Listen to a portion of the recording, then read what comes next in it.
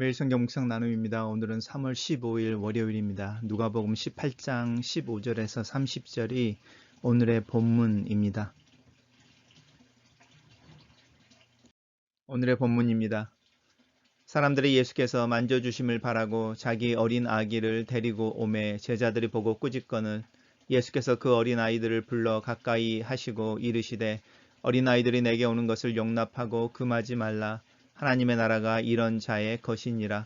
내가 진실로 너희에게 이르노니 누구든지 하나님의 나라를 어린아이와 같이 받아들이지 않는 자는 결단코 거기 들어가지 못하리라 하시니라.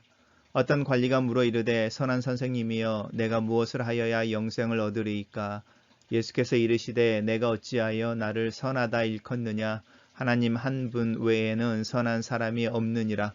내가 계명을 안 하니 간음하지 말라, 살인하지 말라, 도둑질하지 말라, 거짓 증언하지 말라, 내 부모를 공경하라 하였느니라. 여짜오되 이것은 내가 어려서부터 다 지키었나이다.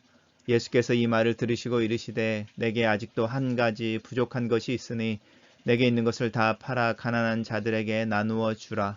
그리하면 하늘에서 내게 보화가 있으리라. 그리고 와서 나를 따르라 하시니 그 사람이 큰 부자이므로 그 말씀을 듣고 심히 근심하더라. 예수께서 그를 보시고 이르시되 재물이 있는 자는 하나님 나라에 들어가기가 얼마나 어려운지 낙타가 바늘귀로 들어가는 것이 부자가 하나님의 나라에 들어가는 것보다 쉬우니라 하시니 듣는 자들이 이르되 그런즉 누가 구원을 얻을 수 있나이까. 이르시되 무릇 사람으로 할 수 없는 것을 하나님은 하실 수 있느니라. 베드로가 여짜옵되 보옵소서 우리가 우리의 것을 다 버리고 주를 따랐나이다. 이르시되 내가 진실로 너희에게 이르노니 하나님의 나라를 위하여 집이나 아내나 형제나 부모나 자녀를 버린 자는 현세에서 여러 배를 받고 내세에 영생을 받지 못할 자가 없느니라 하시니라. 오늘의 본문은 세 개의 단락으로 나눠져 있습니다. 단락별로 간단하게 살펴보겠습니다. 첫 번째 단락에서 사람들이 예수께 만져주심을 바란다는 건데, 만져주심이라는 것은 우리가 쉽게 안수하면서 축복하는 것을 의미한다고 생각하시면 됩니다. 그리고 자기 어린 아기를 데리고 온다고 하는데 우리는 어린 아이라고 이야기하는데 다른 복음서들에서는 7살 이하의 아이들을 지칭하는 단어를 쓰고 있는데 누가는 이 어린 아기라고 이야기하는 젖을 떼지 않은 갓난 아이, 어머니의 품속에 있는 아이들을 언급하고 있습니다. 그래서 이 아이들을 데리고 예수님의 축복 기도를 받기 위해서 아니면 축복을 받기 위해서 나올 때 제자들이 예수님의 분주하심을 방해하지 말라라고 이야기하는 거죠. 그럴 때 예수님께서 그 아이들을 불러서 가까이 하셨다라고 이야기하니까 어떤 아이들은 품에 안으셨을 거고 어떤 아이들은 이마를 만지고 머리를 만지면서 축복해 주셨을 겁니다. 그리고 나서 하시는 이야기가 하나님의 나라가 이런 자의 것이다 라고 말합니다. 이런 자가 어린 아이인 거죠. 어린 아기 아니면 어린 아이들이라고 그래서 인데 이 어린 아기나 어린 아이들의 것과 같다라고 이럴 때 이런 자가 어떤 모습인지를 한번 살펴보십시오.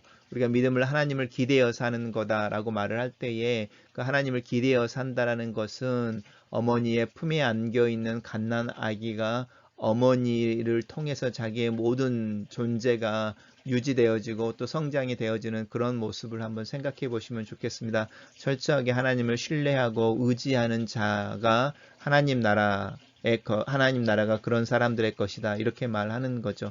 그러면서 하나님 나라를 이 어린아이와 같이 받들지 아니하는 자는 이렇게 말하는데 이 어린아이와 같이 받들지 않는다. 이렇게 받든다는 뜻은 인정한다, 영접한다, 동의한다 이런 뜻입니다. 그래서 누구든지 하나님의 나라를 이 어린아이와 같이 라고 하는 이런 자가 연결되어지는 거니까 이 어린아이와 같은 모습이라고 하는 부분은 우리가 childish라는 게 있고 childlike가 있는데 어린 아이들의 어떤 잘못된 습성이 있죠. 미성숙함이라든지 이렇게 나오는 childish가 아니고 childlike인데 이 childlike의 핵심은 자신들이 누구를 의지하고 자기의 부모가 누구인지를 알고 자신들의 먹고 마심과 또 개인적인 필요가 누구에 의해서 채워지는지를 인정하고 의지하고 기대는 것을 이야기하는 거죠. 그래서 누구든지 하나님의 나라를 이야기하는데 이 하나님의 나라는 우리가 아는 것처럼 하나님의 통치인 것이니까 하나님이 나를 돌보고 계신다라는 것을 아이가 부모를 신뢰하는 것처럼 신뢰하지 않는 자는 결코 거기에 들어가지 못한다. 이렇게 말씀하시는 거죠. 이게 당연하지요. 하나님의 통치를 신뢰하지 못하고 하나님을 왕으로 의지하지 못하는 사람들이 어떻게 자원해서 하나님 나라의 백성이 될 수 있겠습니까?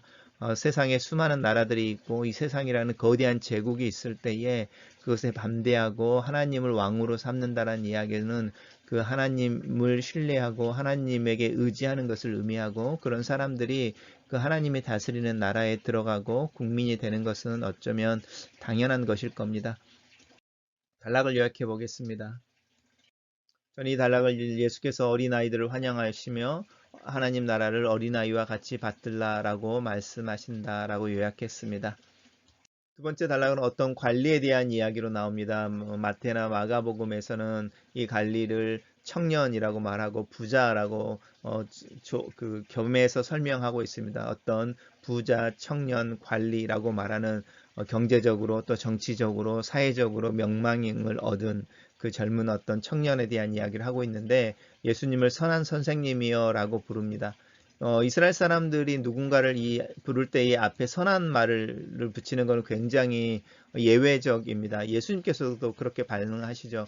나를 어찌하여 선하다 하느냐, 하나님 외에는 선한 사람이 없다라고 말하는 게 그 당시에 일상적인 유대인들의 생각이었고, 그래서 사람들 앞에는 이 선한이라는 말을 붙이지 않습니다. 그런데 이 사람이 예수님을 선한 선생님이여 라고 말할 때 아마 이 사람도 니고데모처럼 예수님 안에서 일어나는 많은 일들의 배후에 하나님이 있는 것을 알고 있었을 것입니다.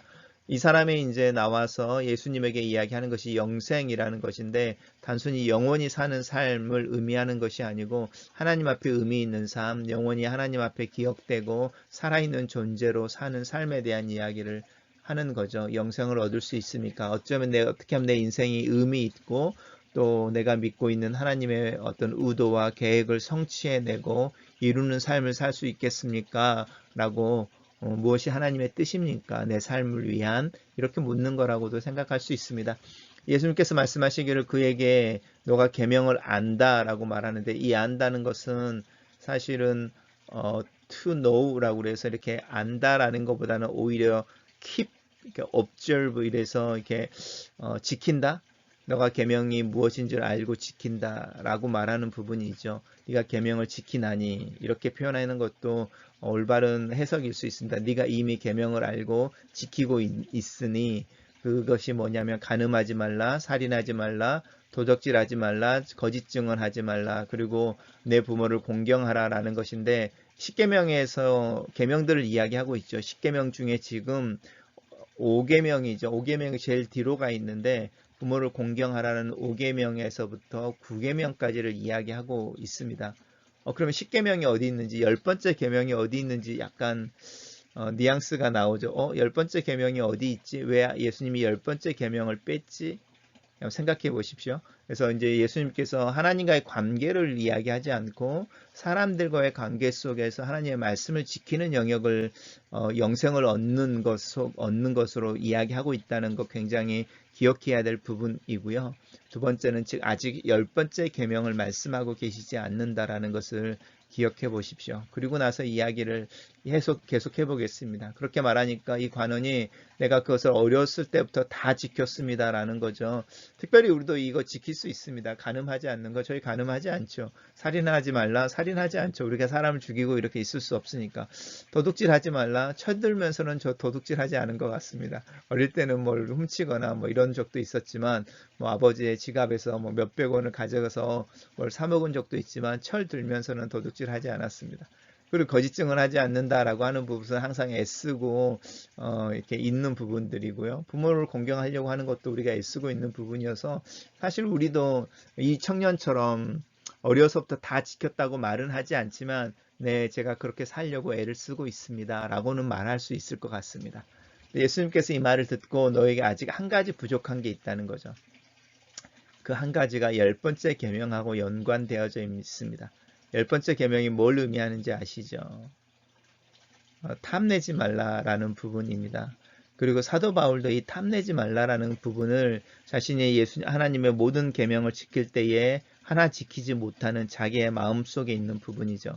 왜냐하면 간음하지 말라, 살인하지 말라, 도둑질하지 말라, 증언하지 말라, 공경하라는 이것은 행위에 대한 이야기인데 탐내지 말라라는 것은 마음과 동기에 대한 문제이거든요.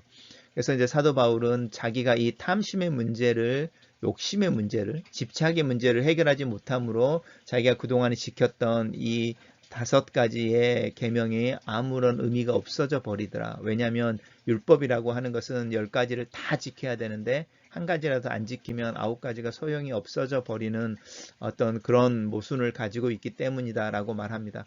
그러면서 네가 가지고 있는 것을 다 팔아서 가난한 자들에게 나누어 주라. 동일하게 지금 예수님께서 계속 영생을 얻기 위해 하나님을 사랑해야 하는데 그 하나님을 사랑하는 방법으로 자신이 처해 있는 관계와 이웃과 그 사회 속에서의 역할을 강조하고 있습니다. 그러면서 너 그 탐심의 문제에 대해서 이야기하면서 네가 집착하고 있는 것 그것을 나눠줄 수 있겠느냐? 그러면 하늘에서 보화가 있을 거다라는 거죠. 이 보화가 지금 이 청년이 가지고 있는 보화보다 훨씬 더 귀한 것이죠. 그리고 나서 나를 따르라 라고 말씀하고 계십니다. 사실은 여기가 키인데 나를 따르라 라고 제자를 부르시기 전에 이 청년에게 네가 집착하고 있는 것을 버리고 나를 따라오느라 라고 말하는 거죠. 그렇게 이야기할 때에 이 사람이 큰 부자였다는 거죠. 이 사람이 큰 부자이므로 근심했다라고 말합니다. 큰 부자임으로 말씀을 듣고 근심했다라고 말하고 슬픈 표정으로 예수님을 떠나갔다라고 다른 복음서에서는 이야기하고 있습니다. 자신이 가지고 있는 이 지금의 보화와 하늘에서 얻는 보화가 있는데 이 두 개의 보화를 비교하지 못하는 거죠. 생명은 하늘에 있는 영생을 구하면서 하늘에 있는 생명을 구하면서 보화는 지금 당장 이 땅에 있는 것을 놓지 못하는 아이러니인데 그 아이러니가 탐심, 탐욕, 집착에 있는 것이죠. 그게 10번째 계명의 의미입니다.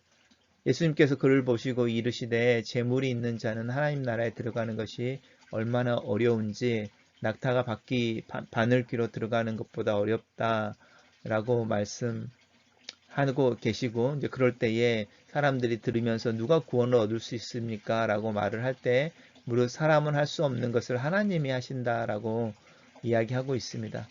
이것은 조금 우리가 해석하기 어려운, 이해하기 어려운 부분들인데요. 그 부분을 누가 구원 얻을 수 있겠습니까? 라고 말할 때 예수님이 말씀하시는 것은 이 부자가 그렇게 다 버리고 나를 따라온다 하더라도 그것 때문에 그 사람이 하나님 나라에 들어가는 것은 아니다. 하나님 나라에 들어가는 것은 하나님이 허락하셔야만 한다. 라고 이야기하고 있는 것 같습니다. 단락을 요약해 보겠습니다. 저는 예수께서 영생을 구하는 부자 간원과의 대화에서 탐심과 부요에 대한 집착을 지적하시며 부자가 천국에 들어가는 것에 어려움을 말씀하신다. 이렇게 요약했습니다. 세 번째 단락입니다. 자연스럽게 이 자신이 가지고 있는 것을 버리지 못함으로 예수님을 따르지 못하고 돌아가는 그 부자 청년을 보면서 베드로는 자신들과 비교했을 것입니다. 이미 사실은 우리가 알고 있는 것처럼 이들은 부모를 버리고 다시는 배를 버려두고 예수님을 따라온 사람들이니까 자연스럽게 그렇게 말하죠. 우리가 우리의 것을 다 버리고 주님을 따랐습니다. 라고 말합니다. 이 우리의 것인데요. 사실 어떻게 보면 베드로가 우리의 것이라고 말하는 것과 부자 관원이 나의 것이라고 말하는 것의 질적인 양적인 차이가 엄청났을 것입니다. 왜냐하면 우리가 아는 것처럼 베드로는 배 한 척을 가지고 있었고 그 배조차도 사실은 자기의 배가 아니고 부자였던 요한과 야고보의 아버지 집에서 일하는 품꾼처럼 일하고 있는 상황이었으니까 베드로가 버렸다라고 하는 것은 사실은 가족이겠죠. 장모님이 계셨으니까 가족이었을 것입니다. 근데 우리가 다 버리고 주님을 따랐다라고 이야기할 때에 예수님께서 하나님 나라를 위하여 집이나 아내나 형제나 부모나 자녀를 버리는 자라고 말하는데 여기 또한 관계입니다.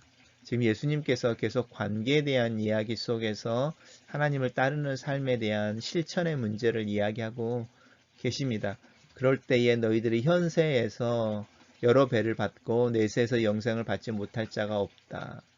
우리가 예수 그리스도를 따른다고 이야기할 때 치르는 대가는 다 관계 속에서 치루어지는 것이고, 그 관계 속에서 하나님의 말씀에 순종하고 예수님의 가르침을 따라 사는 자들은 이 현세에서 여러 배를 받고, 근데 마가나 다른 복음서에서는 이 여러 배를 고난과 함께 복을 받고라고 이렇게 고난에 대한 이야기도 하고 있습니다. 대가를 지불하는 게 쉽지 않다라는 의미일 겁니다. 그러면서 내세의 영생을 받지 못할 자가 없다라고 이 관계에 있어서의 우선순위, 그리고 이 관계 속에서 성실하고 충실하려고 할 때 내 안에 있는 욕심 때문이 아니라 하나님의 말씀 때문에 라고 하는 부분에 대한 지적을 하고 계십니다. 단락을 요약해 보겠습니다. 저는 예수께서 하나님 나라를 구하는 일에 최우선순위를 두는 자는 그 상을 잃지 않을 것이라고 말씀하신다라고 약간 의역해서 정리해 봤습니다. 묵상 포인트입니다. 갓난아이가 엄마를 기대어 사는 것처럼 하나님을 의지하여 살기를 원한다. 이 세상 사람들이 어린아이들을 무시하고 학대하는 이유는 그들이 세상의 방법에 기여하는 바가 없기 때문이다. 하지만 그 아이들은 미래이며 내일의 현실이라는 것이 사실이다. 나는 내가 살아가는 삶이 믿음의 삶이길 원한다. 하나님 나라의 미래이고 내일의 현실로 살고 싶다. 내 주변에서 내가 무시하기 쉬운 자들을 존중하고 그들과 함께 하나님을 기대어 사는 삶을 위해 기도한다. 굴림이 아니라 섬김의 삶, 판단과 편견이 아니라 수용과 존경을 나타내는 삶, 나에게 의미가 있고 가치가 있는 자들을 향하여 머리를 숙이는 것이 아니라 나에게 의미나 가치가 없는 이들을 온전히 주님의 관점에서 인정하고 그들을 존중하는 그런 믿음과 겸손의 삶을 살고 싶다. 나는 그렇게 하나님의 말씀에 근거하여 하나님을 기대어 사는 갓난아이와 같이 믿음의 삶을 살아가고 싶다. 그리스도를 따르는 자는 쟁기를 들고 뒤를 돌아보는 농부가 아니라 결승선에 시선을 고정하고 달리는 선수와 같다. 이 믿음의 경주를 위해 어깨 위에 너무 많은 짐, 특별히 죄의 짐이 올려지면 결코 속도를 내어 달릴 수 없다. 걸어서라도 믿음의 결승전을 향해 나아가는 것도 믿음이지만 나는 자기 페이스를 조절하며 뛰어가는 전문 마라톤 선수가 되기를 원한다. 비록 경기의 순위권에 들지 못하더라도 경기가 열리는 동안에 내 믿음의 경주를 마치는 그 정도, 내 자신을 이겨내는 그런 숙련된 선수의 삶, 그런 달리기를 하고 싶다. 내 마음의 발목을 잡는 것들이 있다. 그래서 이것들을 위해 기도한다. 하나님 앞에서 예수 그리스도를 따르는 것을 최우선순위로 둘 수 있는 믿음을 위해 기도한다. 그리고 그 우선순위에서 나오는 과감한 결단을 위해 기도한다. 예수를 그리스도로 고백하는 것은 자신의 삶의 주인이 있다는 것을 고백하는 것이다. 내 인생의 주인이 있다면 내 삶은 내 것이 아닌 것이 된다.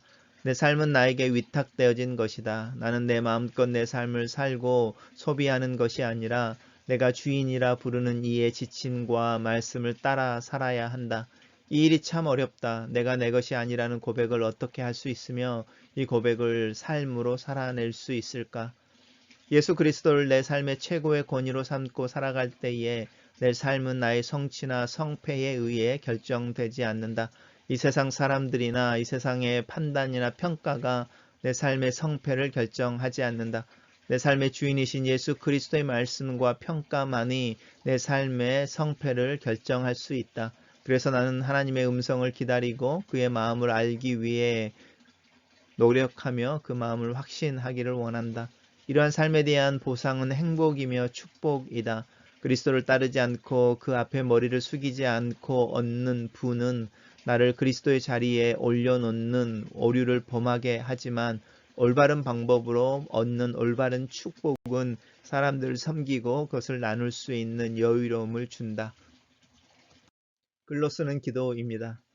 가난아이처럼 하나님께 기대어서 합니다. 하나님이 나를 붙잡아 주시지 않으시면 오늘 하루를 살아낼 수 없습니다. 내 수고와 땀이 헛것입니다. 내 마음에 있는 계획들이 다 헛것입니다. 내 삶이 어느 누구도 알아주지 않을지라도 하나님께서 인정해 주시면 내 삶이 의미가 있는 것을 믿습니다. 나는 하나님을 바라봅니다. 하나님의 음성을 따라 살기를 원합니다. 젊은 관원의 모습 속에서 내 모습을 봅니다.